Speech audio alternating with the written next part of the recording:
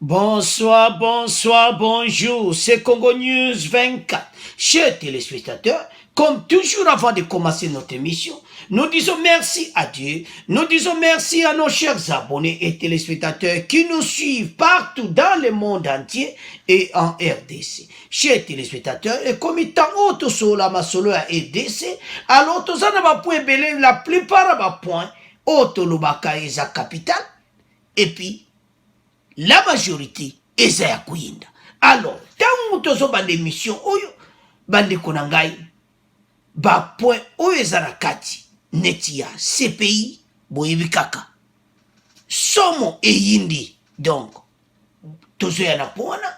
Alors à la une, chers téléspectateurs, marche de FCC à Kinshasa, basalaki marche na bango, batambolaki bazo soutenir ba loi oyo bango ba misi ba minaku sakata et tout ça, et puis balobi non à la dictature. Alors toko développer en émission na biso. Deuxième point, chers téléspectateurs, alors eza ya koyinda na makala lobby ekozala somme, mais une émission déjà eza déjà koyinda. Pourquoi tozoloba bon? La presse française au procès de Kamere bakozala boyibika bino moko ba avocat célèbre français bakozala na makala pour défendre Kamere.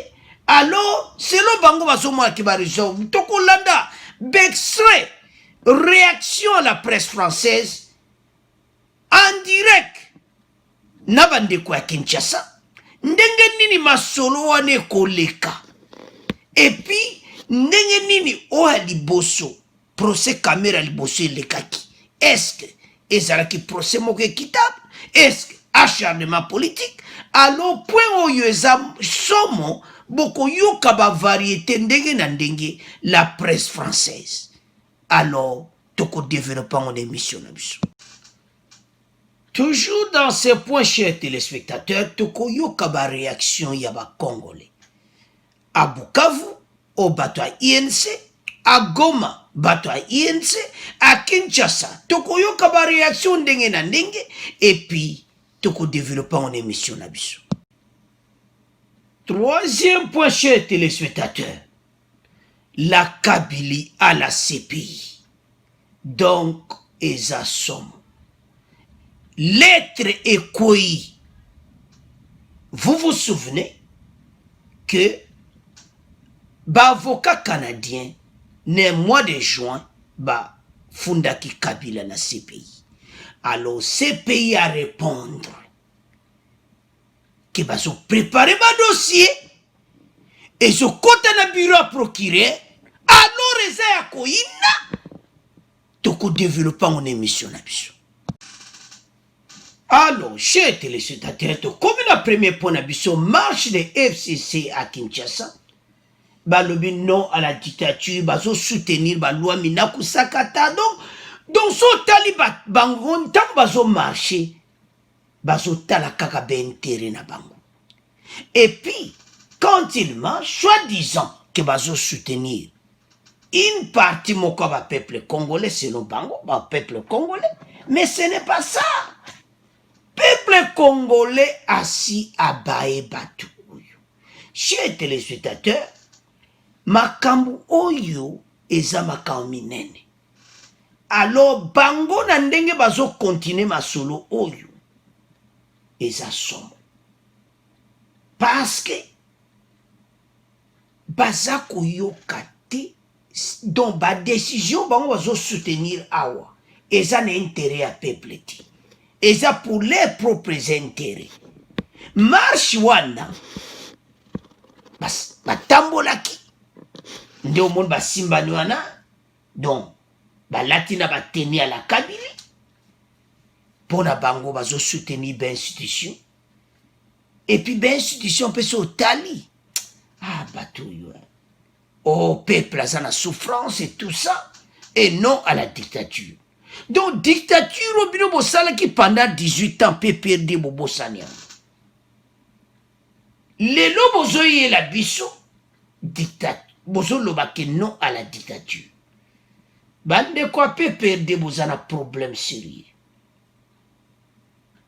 parce que soki totali na marche oyo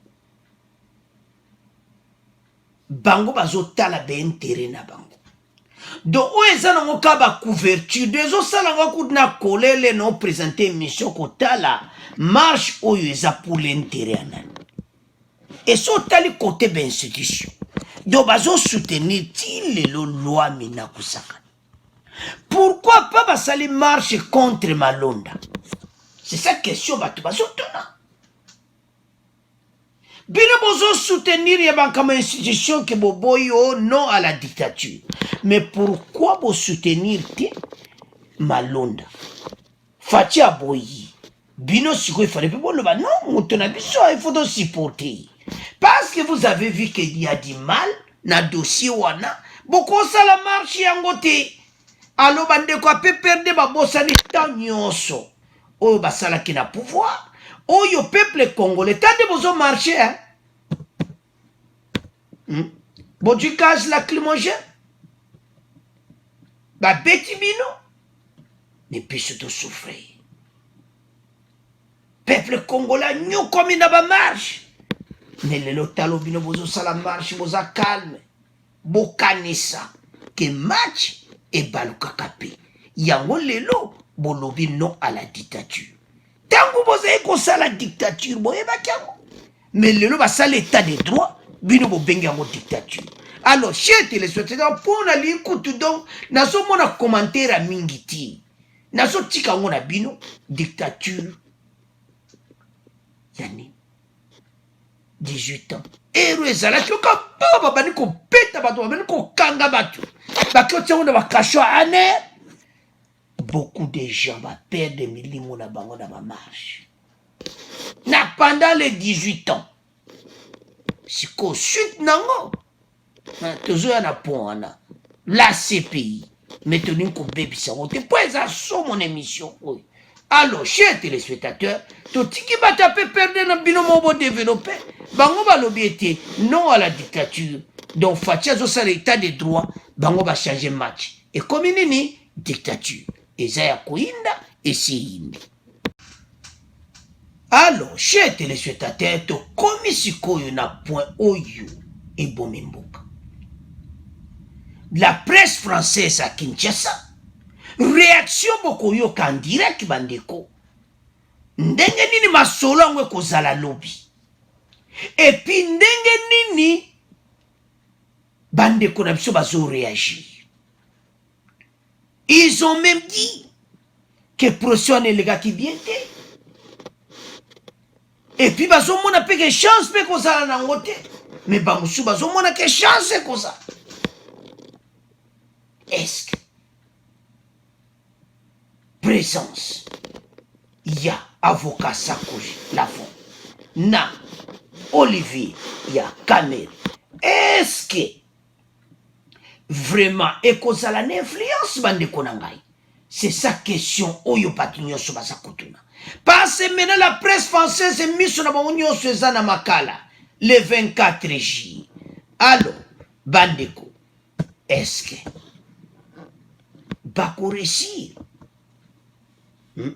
avocat ya Sarkozy na terrain donc pona ko supporter Jamal donc nazoyeba te qu'est-ce qui va se passer et puis ndenge nini bango bakoresir na makambo oyo alors chers téléspectateurs émission eza tozwa bino na baréaction bokolanda la presse française qui pose des questions aux Congolais d'abord nde nini oyo elekaka liboso et puis na oyo eza koya alors toyoka baréaction ya liboso bongo todéveloppe mission na biso Deuxième partie, c'est l'heure de votre débat. On revient sur l'affaire Vital Kamerhe aujourd'hui. Bienvenue si vous nous rejoignez. Le procès en appel du chef de cabinet du président congolais Félix Tshisekedi aura lieu demain à Kinshasa, un peu plus d'un mois après sa condamnation à 20 ans de prison pour détournement de fonds publics et corruption aggravée. Alors que pensez-vous de cette procédure? Qu'attendez-vous de ce nouveau procès? La justice congolaise a-t-elle fait preuve d'indépendance, de travail de qualité selon vous? Ou au contraire, y voyez-vous une procédure bâclée et politique? On lance le débat à Bukavu. Bonjour Jim. Bonjour François, bonjour à tous les auditeurs. Également la région d'origine de Vital Kamerhe, son parti l'UNC d'ailleurs prévoit des manifestations, je crois aujourd'hui et demain dans la province et demain également à Kinshasa. Jim, néanmoins, vous estimez à l'orée de ce procès en appel que la justice congolaise a gagné beaucoup de crédibilité dans cette affaire. Effectivement François, puisque notre justice était ternie depuis des années, des gens qui touchaient au fonds public, qui n'étaient pas inquiétés, des gens toujours qui touchaient au fonds et qui étaient restés impunis. Mais cette fois-là, avec l'avènement du nouveau président de la République, Félix-Antoine Tshisekedi, nous sommes en train d'assister à une justice qui est en train de mieux faire son travail. Et on pense que ça pourra continuer, puisque avec déjà des institutions de lutte contre la corruption qu'il est en train de créer, c'est déjà quelque chose de bon. Ça montre que nous avons déjà une justice qui est sur une bonne voie. Pourtant, dans les Kivu, l'UNC, je le disais, est bien établi. Beaucoup de gens pensent que Vital Kamerhe est visé pour des raisons politiques. Ce n'est pas votre avis, Jim? Ce n'est pas mon avis vraiment, puisque avec le programme des 100 jours du président Félix Tshisekedi, il y a eu des malversations financières et des fonds qui se sont volatilisés entre les mains de personnes qui étaient chargées des travaux publics. Donc, Vital Kamerhe n'a pas été le seul à être écroué. Il y a des chefs d'entreprise comme les chefs de l'Office de voirie et drainage, les chefs de l'Office des routes, des chefs d'entreprise privés qui ont été écroués et arrêtés dans le cadre de cette affaire. Tout simplement, les gens pensent que c'est un procès politique puisque Vital Kamerhe, c'est une figure emblématique de la politique congolaise. Mais son arrestation et sa condamnation ne fait que montrer que la justice a fait son travail, donc il ne s'agit pas de procès politique, d'après mon avis. Oui, pour vous, c'est un procès pour l'exemple, mais il faut que cet exemple soit donné. Effectivement, il fallait que cet exemple soit donné, puisque avec cette condamnation, c'est une condamnation qui est vraiment dissuasive pour les autres personnes qui pourraient tenter de toucher au fonds public, croyant ne pas être impunis, puisque déjà, dans notre pays, depuis des années, la corruption était devenue un sport national, empruntez-moi les termes, mais déjà avec l'avènement de cette justice vraiment, et cette condamnation qui a été vraiment exemplaire d'après mon humble avis, et ça pourra continuer sur cette lancée, ça pourra dissuader les gens de pouvoir toucher au fonds public. Eh bien, merci Jim d'avoir apporté votre écho à ce débat en ligne de bout. Toutefois, tous vos amis du Sud Kivu ne sont pas d'accord avec vous, puisque par exemple Roland, qui est également à Bukavu, nous a envoyé un message par WhatsApp. Lui estime que c'est un procès politique qui n'a rien à voir avec la justice et que Vital Kamerhe est victime de son poids politique au pays. Un avis que partage par exemple Franck de Kinshasa, qui parle d'une justice instrumentalisée. On va du Sud Kivu. Alors, chers téléspectateurs, vous avez suivi Ndeko Nabiso Aliboso en direct wapi Bukavu. Alors, Ndeko Jim alobi ke ngana zana Bukavu, mais même journaliste français nazo tuna yi. Pasa kama yena Bukavu azolobaki état de droit do makampene zo kene na nzela. Arriva fashi bate bele basakane sakana bambongo wa RDC. Et puis Kamerhe bakangi ye moko te, bakangi na bandeko ebele, bakangi na ba chef d'entreprise po bambongo na biso ya trésor public ekomaki mutu nyonso aza koyiba comme ndenge la Kabili basalaki pendant les 18 ans. Alors pona ye azomona ke procès wana ezalaki équitable, donc eloko moko te wana oyo ya mabe ezali. Alobi bien qu'arrivé à Fachi, ils ont moins qu'à démarrage et état de droit. Et ça n'a pas makamba politique. Mais de quoi n'a ça na Bukavu? yango tolobaki bandeko mosu ya INC bazoraisonne bazali. Alors, chers téléspectateurs, c'est ça. Bon, même si on a un INC, peut-être azane kaka congolais, mais à mon en tout cas, makambo na procès wana totalaki na télévision biso nyonso problème wana mapeza te. Alors tolanda ndeko na biso Paulin na Goma oya INC boyoka ndenge ya lobi. Vers le Nord Kivu, direction Goma. Paulin est en ligne. Bonjour Paulin. Bonjour François Mazé. Comment est-ce que vous voyez, vous, ce procès en appel de Vital Kamerhe? Qu'est-ce que vous en attendez? Non, moi, contrairement à ce que mon ami de Bukavu vient de dire, je trouve que ça n'est rien du tout. Ce n'est vraiment pas un procès équitable, hein, parce que nous prenons tous un état de droit, mais à l'égard de ce que nous avons écouté, à l'égard de ce que nous avons vu, parce que j'ai suivi avec attachement ce procès, je ne vois rien d'un état de droit. Je vois juste des histoires montées à toutes pièces pour essayer un peu de mettre KO une figure emblématique, comme il a dit. Oui, vous avez suivi les audiences sur l'antenne de la RTNC et pour vous, le procureur et la justice congolaise n'ont pas prouvé la culpabilité de Vital Kamerhe?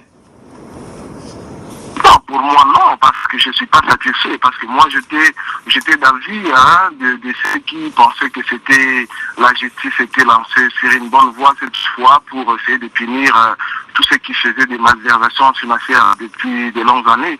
Mais j'étais déçu comme un bon nombre de Congolais par rapport à tout ce qu'ils nous ont prouvé comme preuve. J'étais vraiment complètement déçu et je me dis que ça a été fait à la sauvette, ça a été pourquoi ils ont précipité les choses, parce que il y a eu beaucoup de confusion, il y a eu beaucoup de cantonnement de tout ce qui nous ont exhibé comme preuves, parce que à la matière pénale, nous avons besoin de preuves tangibles, nous n'avons pas besoin de cantonnement, nous n'avons pas besoin de suppositions, ils nous ont parlé de preuves analogiques. Bon, moi je suis pas satisfait, il y a eu beaucoup de choses qui n'ont pas marché, hein. Moi j'aurais aimé qu'ils continuent avec l'instruction pour nous présenter de bonnes preuves et écouer quelqu'un sur base de bonnes preuves, ça pourrait faire notre affaire. Mais ici, on ne peut pas parler d'un état de droit, alors que tous les éléments qu'ils ont prouvés à l'égard de ce monsieur ne sont pas des éléments qui nous ont convaincus. On ne peut pas condamner quelqu'un sur base de ce qu'on appelle justice populaire, parce que un grand nombre de populations disaient qu'il fallait l'écouer, qu'il fallait le faire juste pour satisfaire. Non. Une justice, un état de droit, c'est cet état-là qui fait acquitter quelqu'un pendant que tout le monde attendait de lui des choses mauvaises. Mais lorsque les enquêtes vont prouver sa culpabilité ou les enquêtes vont l'acquitter, que cette justice-là soit en mesure de l'acquitter également. C'est vrai, Paulin, vous parlez de la rapidité des investigations. Vital Kamerhe a été arrêté le 8 avril, son procès s'est ouvert le 11 mai, il a été condamné le 20 juin. On sera demain le 24 juillet au procès en appel, donc tout ça en 4 mois, grosso modo. Pour vous, ça a été trop vite, c'est certain, pour que le dossier soit solide. Oui. Ça a été un peu plus, ça a été fait de manière expéditive, nous ne savons pas pourquoi, mais c'est ce qui nous traite, c'est ce qui nous pousse à dire que ça a été un procès politique, parce qu'à l'égard de tout ce qui s'est passé, vous avez vu même la condamnation qui a été prononcée à son égard. Moi je trouve qu'avec tout ce qu'ils nous ont montré comme élément de preuve, il ne pouvait pas être condamné à l'hôtel de 20 ans. Des travaux forcés, il a été privé de ce droit d'éligibilité ou même d'élection pendant 10 ans. Non, moi je trouve que ça manifeste clairement que ça a été quelque chose qui a été fait juste pour essayer un peu de le bloquer, parce que de toutes les façons c'est une figure emblématique, celui qui devrait succéder à M. Etienne, celui qui s'est dit, vous voyez ça. Ouais, en tout cas, selon ce qu'il s'était dit à Nairobi fin 2018, au moment où Vital Kamerhe avait rallié Félix Tshisekedi, c'est vrai que il y a des conjectures sur le fait qu'il aurait été censé lui passer le bâton en 2023. Merci Paulin en tout cas d'avoir été avec nous à Kinshasa Junior. Alors, chers téléspectateurs, binomo boyebi kaso comme INC Donc wana membre sikwa INC Paulin aza contre ndeko wana ya Bukavu tim oyo awute koloba. Donc pour na alobi ce n'est pas un procès équitable, rien il y a état de droit zanakati et puis basala ngona précipitation totalement ba preuve ezaki tangible te aza ko insister azoloba bien que ezaki penda tangible te. Donc azomona ke makambo wana nyonso donc eza acharnement politique. Donc azomona ke makambo moko ya bien te ezaki na procès wana.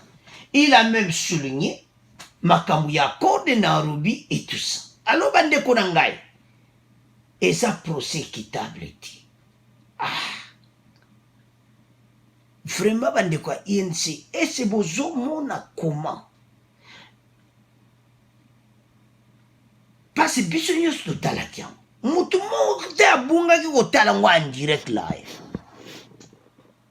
yango bozomona ke ndeko oyo Paulin ya Goma makambo lobi oui toza la démocratie eza opinion na yo mais tant bozoyaka makambo ke acharnement politique parce que bango bayeba eke kaka Kamere va succéder à Fachi na 2023. Est-ce que nada ngwa yebisaba ke baza sûr na ce que nous comprenons na makambo akora na Nairobi eza ke soki Kamere azalaki premier ministre bwana balingaki basala masolo ndenge mosusu. Mais Kamere yo se retrouvé directeur ya bureau à président bata FCC bajiba poste nyonso. Alors akora Nairobi na mayo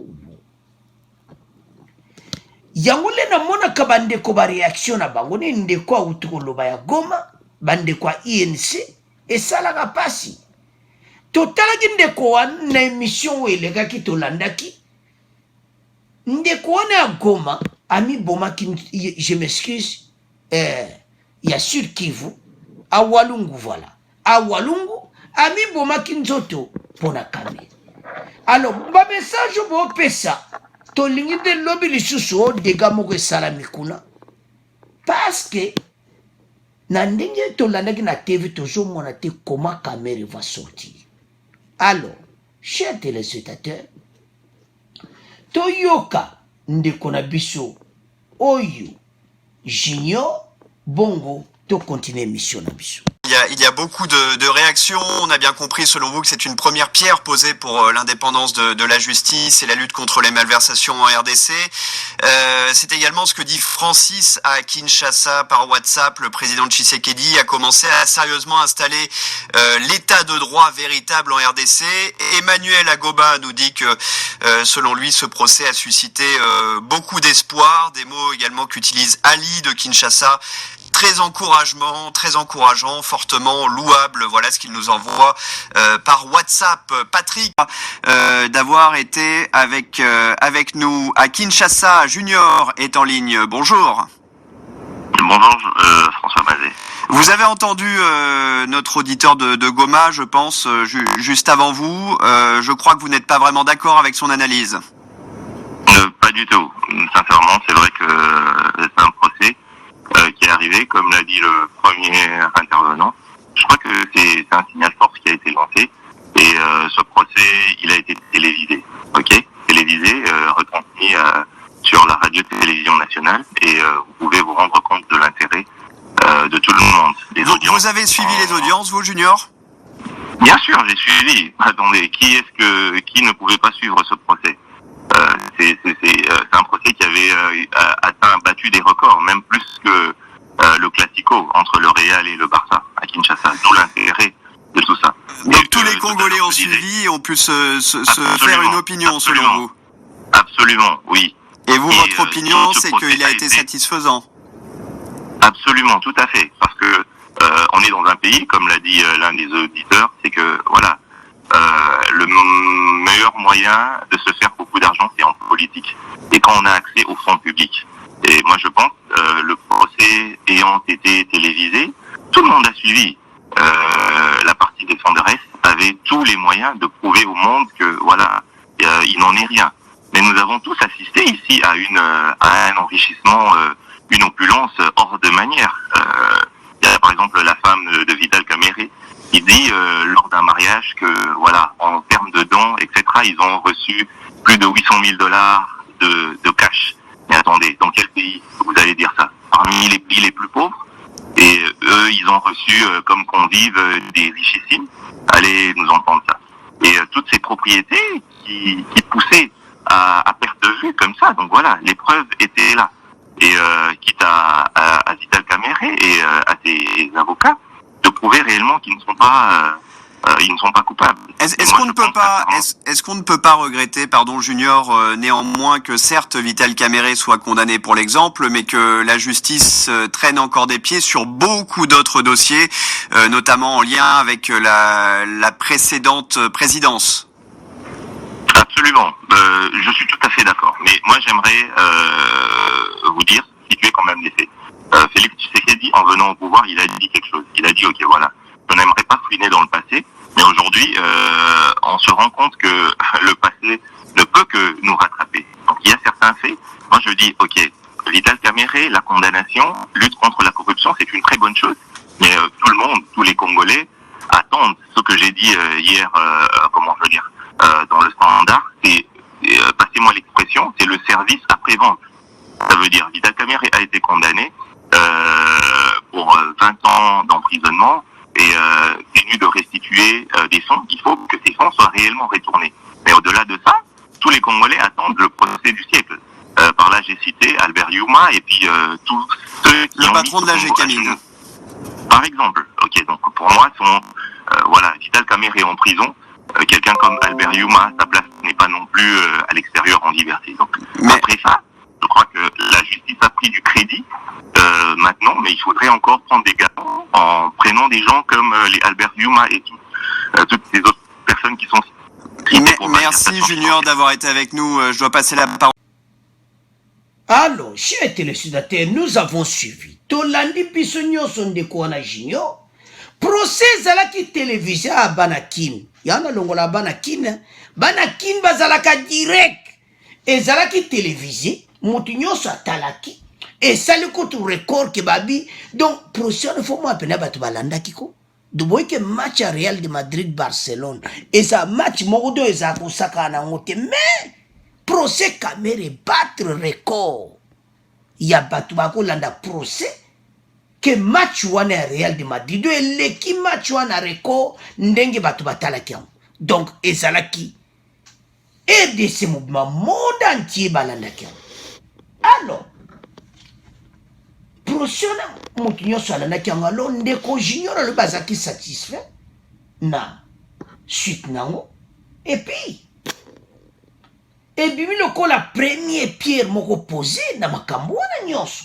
Donc pas ma solo pende ngone be état de droit. Et puis alobi le kamoko très important bandeko. Tant loba kake batte belle bazoke na politique. Eza kuna epa yoko benda lara trésor public. Ndeko alobi yango. Et fatia loba kiango que politique et community un groupe de mafieux. Donc ba mafia moko et donc batumo va sali du groupe na bango. Boulot monsieur Zate, je donne un exemple. Je suis licencié en droit, alors moi je vais faire la politique. Donc, Moutinho Soseka à l'université à Kinshasa, anga komanani, ministre, avocat. Non, avocat kodite. Donc, ministre ya justice ou bien poste moko na politique amunen. Est-ce que ba poste monsieur Zala soute na RDC? Oh etonini. Les 18 ans de la Kabylie, même avant la Kabylie, à Mobutu, donc, tu passé à Tamoko après le colonial, donc, Congolais, à Ibka qui peut Zambongo, il faut à côté la politique. C'est pour ça que Fachi avait dit ça dans son discours il y a 30 jours. Que nous avons passé une décennie de 60 ans. Le peuple congolais croit que pour Zanambongo, il faut côté la politique. Merci Ndeko Junior. n'intervention na yo. Parce que Congolais faut comprendre que ça kaka politique te pose un bon. Alors, le col bazo que le yiba bon qu'on état de droit ndeko yo intervention réaction à l'obike. Alors état de droit kozana yo ba simba yo parce que o yibi mbongo ya l'état. Et puis caméra ce sont des preuves. Na yebite ceux qui ba preuve on ba laksa bango ndenge nini. Alors tola nande comme susu wa kolo yoka bongo to continuer mission na biso. Bonjour. Bonjour. Vous êtes à Kinshasa et vous aimeriez bien qu'une peine plus clémente soit prononcée contre Vital Kamerhe. En effet, parce que le premier jugement était un peu sévère par rapport à ce que la partie civile a présenté comme fait. En tout cas, il n'y avait pas assez suffisamment de preuves qui liaient directement Vital Kamerhe à l'argent prétendu détourné. Et la sentence a été un peu plus forte par rapport à ce qu'on attendait vraiment de ces procès-là. Ouais, alors Patrick, on a plusieurs auditeurs qui nous disent qu'ils ont suivi les audiences via la radio-télévision nationale. Je pense que c'est votre cas aussi. Et vous n'avez pas vu la même chose les uns et les autres, parce que Junior nous disait que justement pour lui c'était très clair que la culpabilité de Vital Kamerhe avait été prouvée, et vous, ce n'est pas votre cas.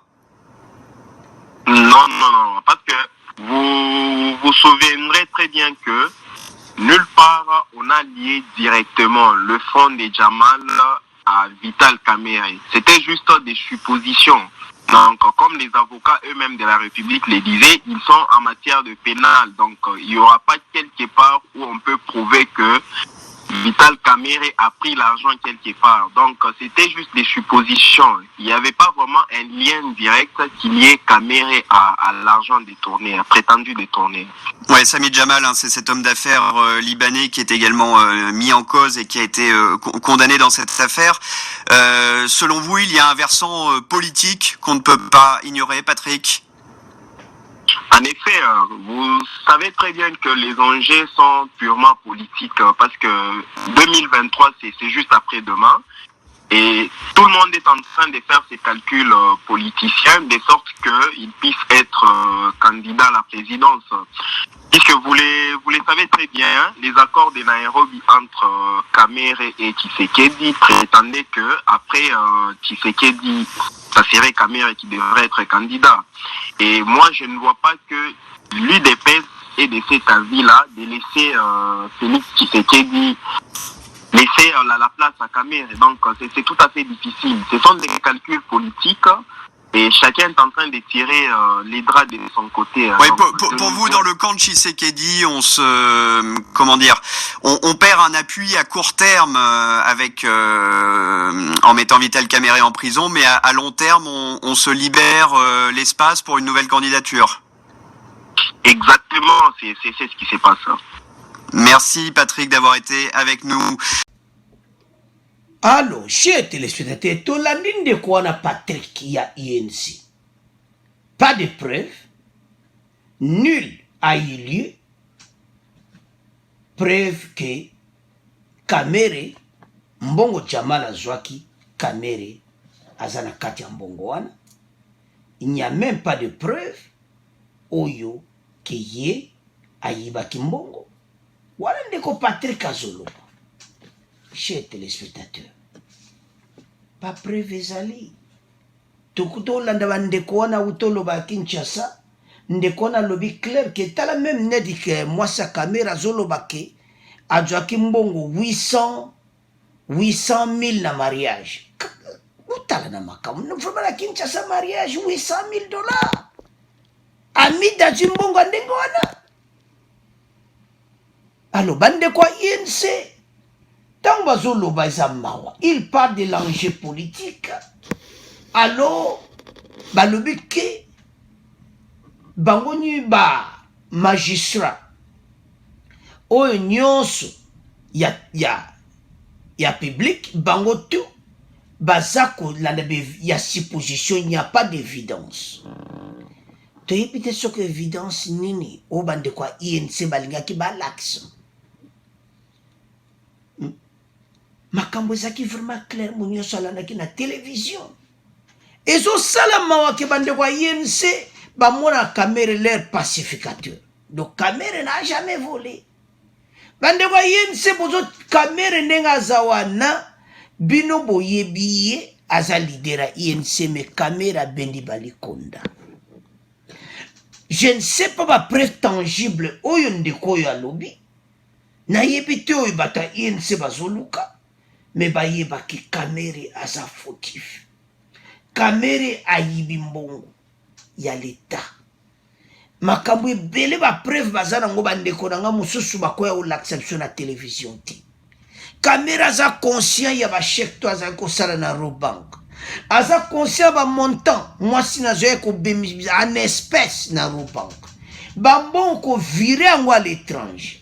Blanchiment de capitaux. Makambo ebele. Mais le nota bandeko yo baza koloba boye. Esalaka mawa. Komona kiko défendre kaka po aza muta parti na biso. Biso ba Congolais futo tike loko wana. Parti prika po Kamere. Bon. Peut-être po bazolo ba oyo ba lia quelque chose, peut-être baza battement pener. Ba yema solo na e.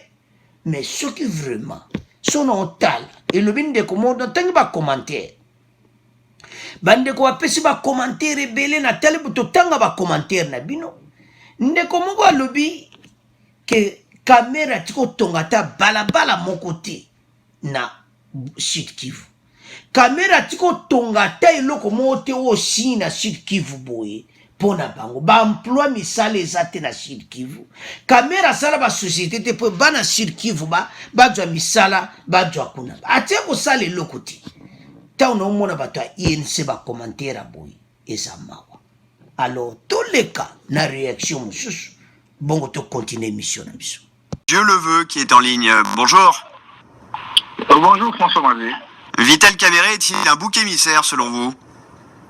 Je voudrais dire très exactement cela, parce que les détournements des fonds et la corruption en RDC ne sont pas vraiment l'affaire d'une seule figure politique, qui est Vital Kamere. Vital Kamere aujourd'hui est perçu comme le mal du Congo. C'est comme si c'est lui qui fait que la population aujourd'hui puisse continuer à souffrir. L'affaire des 100 jours et la condamnation de Vital Kamere, bien que salutaire pour une frange de la population congolaise, ne satisfait en rien la soif d'une justice réparatrice des 18 ans entachés de meurtres, de crimes contre l'humanité, et en dépit de quoi tous ces gens qui ont commis ces exactions sont aujourd'hui en liberté. Alors, on reste sur les crimes économiques, si vous voulez bien, Dieu le veut. Je comprends bien que vous estimiez que la justice congolaise devrait aussi ouvrir des enquêtes contre les proches de l'ancienne présidence. Mais justement, si la justice congolaise doit être indépendante et se pencher sur les malversations, il faut bien qu'elle commence quelque part. Alors pourquoi pas avec Vital Kamere et les 100 jours? Mais pourquoi commencer avec Vital Kamere? Parce que à l'époque, on sait bien que le pays a été très mal dirigé pendant les 18 ans et la communauté tant internationale que nationale n'attend que voir l'interpellation de ces gens-là. Et je pense que, à mon humble avis, toute la population congolaise n'attend que la condamnation et la saisine des biens et fortunes des partenaires de Félix Tshisekedi, de ses partenaires du FCC, pour vraiment véritablement valider d'un état de droit. Et sans cause, la condamnation de Vital Kamere ne serait qu'une goutte d'eau dans la mer. C'est ce que moi je pense en tout cas. Merci, Dieu le veut, en tout cas d'avoir exprimé cette opinion sur l'antenne. Toujours à Kinshasa, Horizon est en ligne. Bonjour.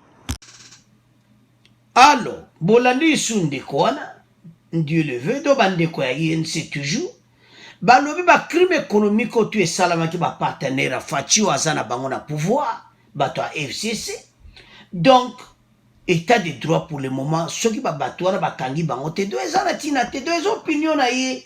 Alors, alobi ke bato wana nyonso bato ba détruit RDC, mais lelo figure ezo mwana ka moko ke Kamere muta détruire économie na biso. Et ça lokola ke yé face ne ka mutezo bimaloke pendant les 18 ans bato va détruire l'économie en mboka. D'autre part, le makambo quoi bien, mais d'autre part, parce que bango, problème bande quoi INC, à quoi y a une opinion mo quoi bien et tu vois na koloba ki bato, quand même va détruire RDC, il faut pas enquêter penango, parce que si on va enquêter en côté, à l'objet que ce est kaka 100 jours, et ça le kola kaka goutte. Donc l'eau monte donc au salam. Alors, chers téléspectateurs, ezama wa bandeko, komona ba situation boy. Et comme étant oyo. Bandeko ba congolais on a bandeko nyonso za INC to comprendre que fatia za na mission. Pona biso nyonso. Makambo wana bozoko le 18 bakimi nango. Toyebinamiti. Makamba scala et koko y a d'une manière d'une autre. Parce que vous comprenez que ba dossier wana o bozomona wana o lelo bino bozono bagaki o batakala balanda bango te lobi tokoyokango bande kwa INC tozala calme mais bozala sûr que procès wana ezaki équitable. Alors toleka na ndeko oya suka bongo to clôturer pour Kamere. Antenne. Toujours à Kinshasa, Horizon est en ligne. Bonjour. Bonjour François. Je crois que vous n'êtes pas d'accord avec ce que vient de dire notre auditeur précédent. Vous ne doutez pas de la culpabilité de Vital Kamerhe? Non, contrairement, moi je pense que tout a été boutiqué. On est allé vite dans du sensationnel, dans la publicité. Et rien de convaincant. Rien de convaincant pour vous. On s'est pressé pour condamner Vital Kamerhe aux dépens d'une instruction solide. Oui, puisque vous voyez que les choses sont allées tellement vite que on est resté dans la publicité. Et ce qui suit le procès, on remarque que tout a été ficelé quelque part. Avec des nominations, vous voyez que c'est pratiquement tout le monde qui était tout autour de ce procès. Il a été promu dans un poste un peu plus élevé. Donc, même à l'appel, je crois que Vital Kamerhe n'a pas beaucoup de chance. Alors, Horizon, est-ce que vous attendez quelque chose de ce procès en appel, de nouveaux développements peut-être? Bon, de nouveaux développements, mais je ne crois pas, puisque le juge président, il a été maintenant promis le président du cour d'appel de la Gombe. L'avocat de la République a été promu à la Cour constitutionnelle. Oui, Dieudonné Kalouba Dibois en remplaçant du président démissionnaire, effectivement. Non. Vous voyez que ça ne sera pas facile que ces gens-là se désolidarisent de leurs amis. Vous voyez qu'ils vont réconforter leur position au premier degré. Ouais, peut-être réduire la peine, peut-être, mais il n'y aura pas grand-chose. Eh bien, on va suivre ça à partir de demain, donc à Kinshasa. Alors, chers téléspectateurs, Tolandi Ndikowana Oyasuka. Ndikowana aza vraiment clair. Yé alobeke Bakena Kimbang, tout a été déjà boutiqué. Les choses étaient très vite, et ça qui publicité. Il fallait qu'à Kanga Kamere, tout ça, bon. Mouta ça toujours la réaction là. Mais dès qu'on a eu à Outiko, va sozola na pe mission na biso. En tout cas, ndengo zolo que tout a été boutiqué. Les choses sont allées très vite. En tout cas, bah, Congolais. Et belé ba koza d'accord. Parce que procès, et ça là qui à peu près des mois. Procès où melaki. Et l'on est zaki et l'accès qui zaki précis. Et ça qui précédait. Kamere ayiba kimbongo. Et yebani nango. Ba preuve tangible. Oyo bande ko belé ba zotu na ba question. Bon, muta zan opinion na ye. En disant que la publicité et le konda ekolobana suka yango tonto clôturer point oyo qu'il n'y a pas de chance que caméra kozala kiti après si première raison naïe alors ba journaliste français Jacqueline Lafonte Olivier si bondeko après si point moko important batwana nyonso ba condamner caméra ba di promotion mon yé moko président juge a commis président ya tribunal de grande instance do masolo nyonso baosala wana bakochange décision na ye te wana eza premier point eza nango clair tala kaka ye azali kojuge Kamere sikoyo ye batie sikoyo na motu ya makambo wana nyonso ya tribunal de grande instance yo ya kochange décision ya juge Pierrot oyo akomi président eza impossible. Deuxièmement, ministère public wana komi na cour constitutionnelle eza ya koyinda na émission bandeko bato wana baza ja en tête sikoyo ekosimba ne alors sikoyo tokomi na point ya baavocat célèbre nakende ne pa ndeko Jamal d'abord na kati ya procès Jamal olobi ke oyebi français te alors ke olobaka français et puis ozoloba ke mwana yo abotami na mboka oyo aza sur plus de 52 ans il avait dit que mwana yo aloba lingala kutu kitoko koleka do lingala moko penda propre bon alors yebisa biso ebela mbongo no kopesa Jacqueline Lafonte parce que tango yozozwa mutu le roi Sarkozy président de otswa mutu azaki président de la république bambongo ya sanande na niveau na ye yoko jo avocat ya président de la république ojupe vol ya Air France RDC bandeko eza makamoko donc nazobenga on dirait influence vous allez intimider qui oko influencer nani je me suis pas intimidé mais influencé oko influencer nani la plupart d'avocats na biso ebele un peu batanga na Europe oko ya ko influencer nani la plupart wana baza mutu moto ko influencer. Donc, arrivé na bango bo kanisa tende ndeko asuka horizon voilà. Ndeko horizon lobi ke azomona ke ko changer yango te me pete bako kitisa bambula. Ouais. En tout cas, wana eza clair. Po ba décevoir bango pete parce que ba ozape bango pe ba ipasa tu bela bala. Alors na cadre masolo au lieu de 20 ans bako pese 15. Mais ba congolais ba lingi bongo te. Babi eza faux makambo. Faux makambo. Pour nini? Oh, comment il faut baxer les 5 ans? Oh. Ngara tangi ba commentaire mususu bande kuzalo. Kamere faut avoir plus de 5 ans.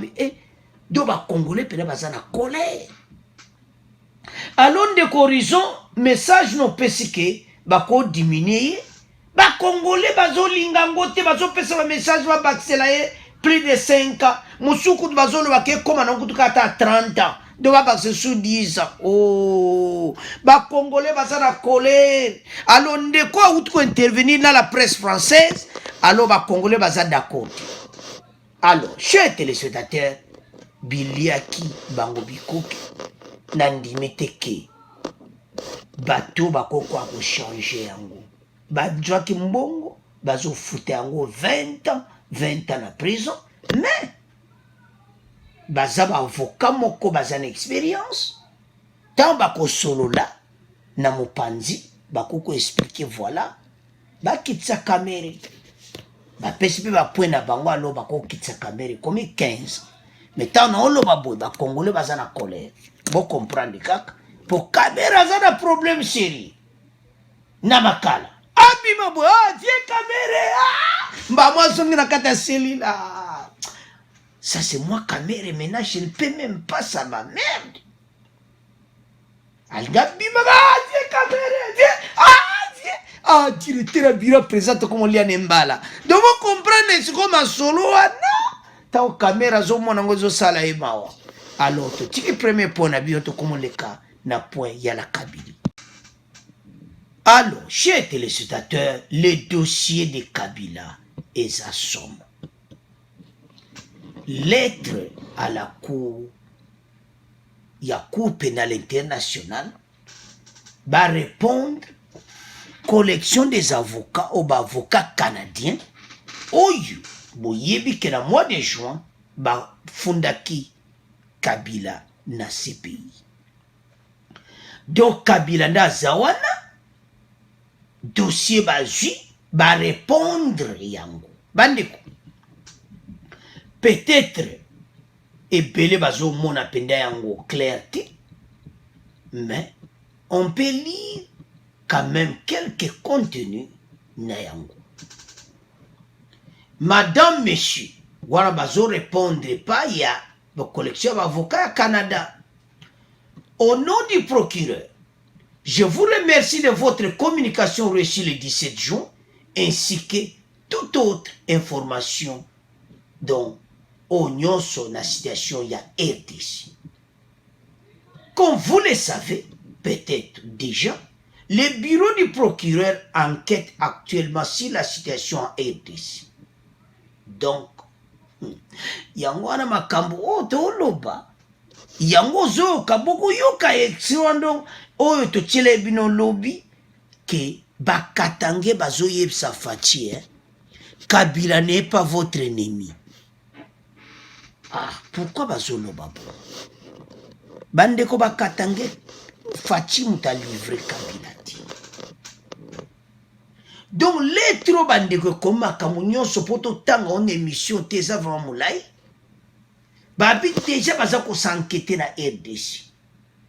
En avril 2000, quand la situation à RDC a été déférée officiellement au procureur par le gouvernement de ce pays. Bon, qu'il a l'air yemo Kabila au pouvoir, bah mais qu'on ça la démarche. Lorsque en fait l'annonce, le procureur a souligné son intention de viser les personnes portant la plus grande responsabilité des crimes commis actuellement en RDC et les relevant de la compétence de la Cour. Ba crime wana nyonso nawe zo sala ba mikolo na itu nawe ya bango nyonso la Kabili ba lobi ke bazo kura nango. Je vous remercie des renseignements que vous nous avez transmis. O eza somo, eza ya kuinda, esi yindi.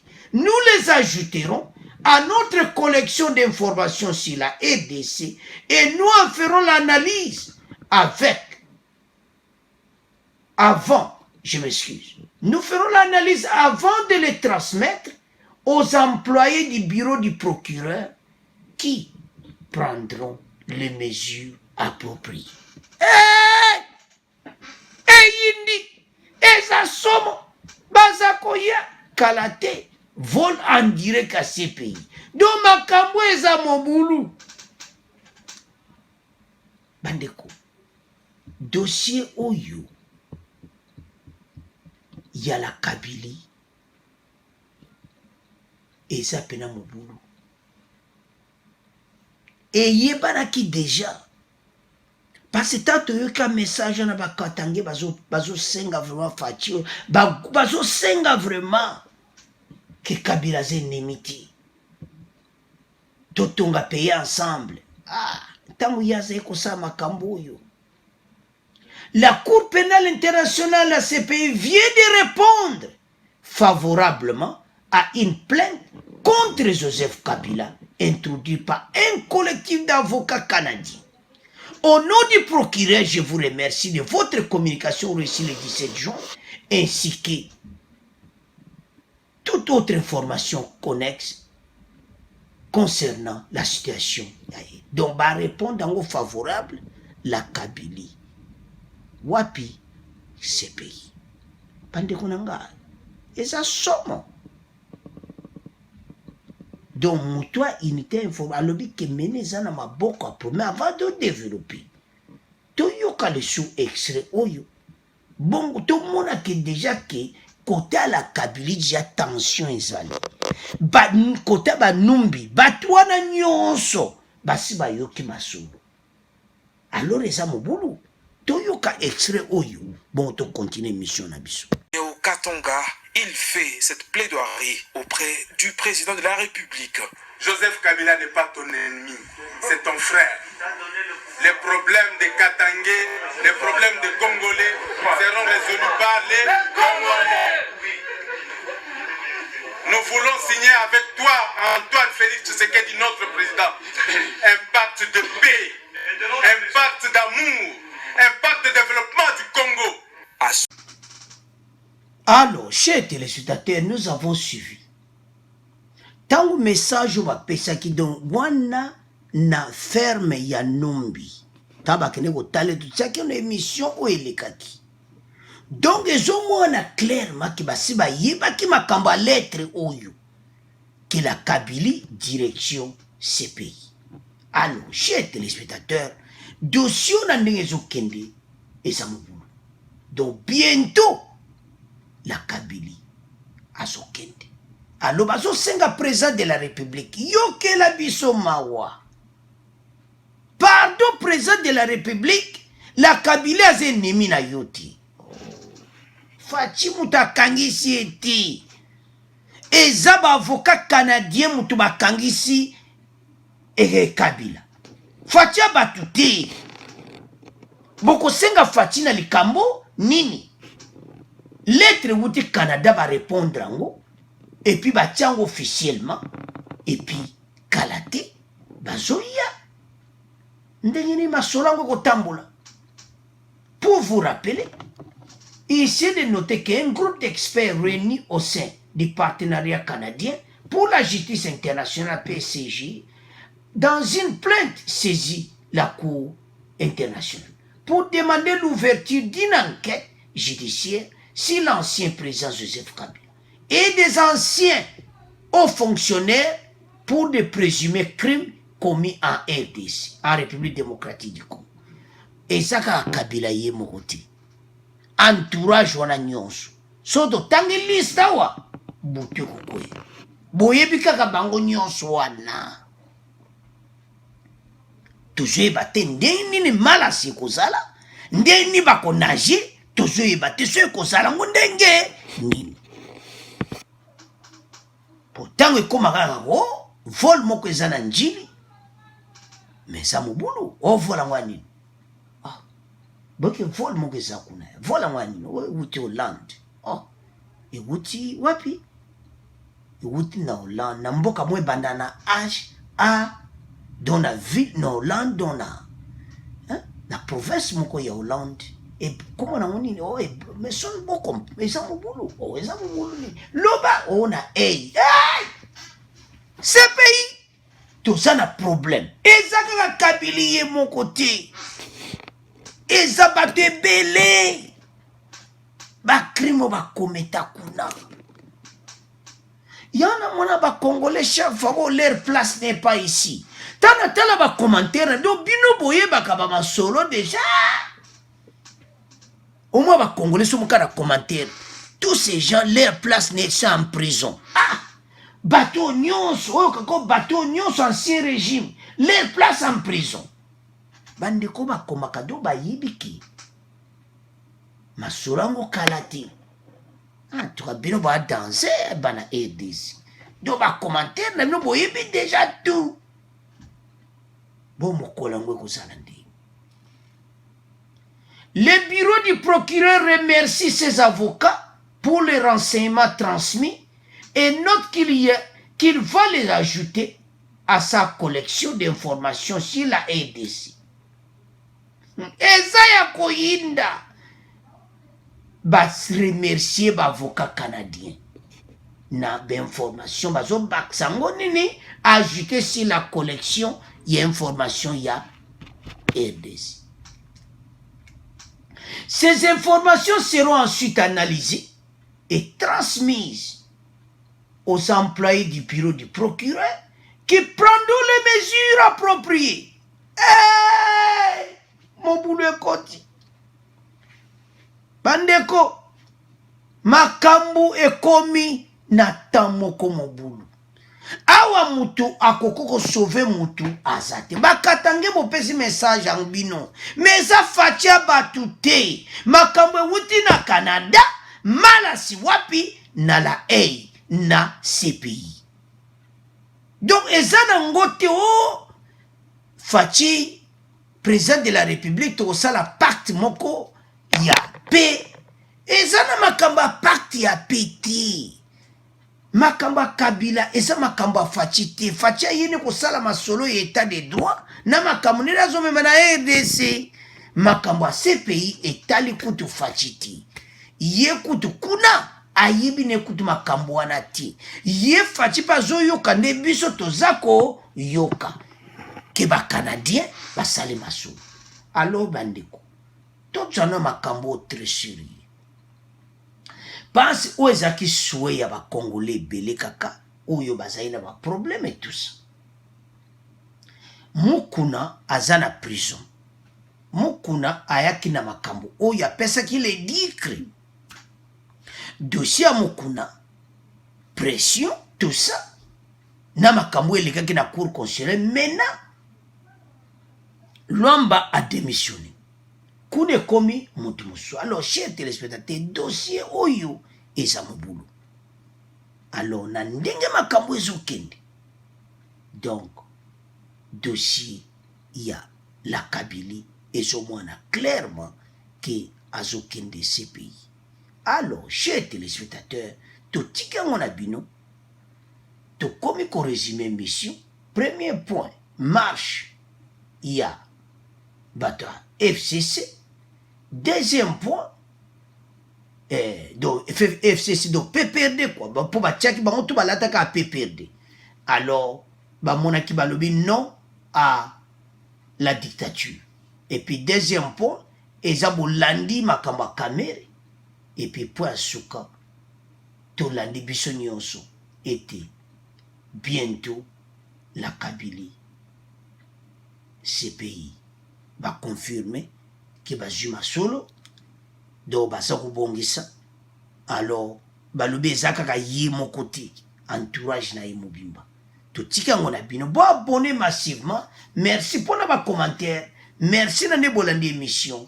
Au revoir, à la prochaine.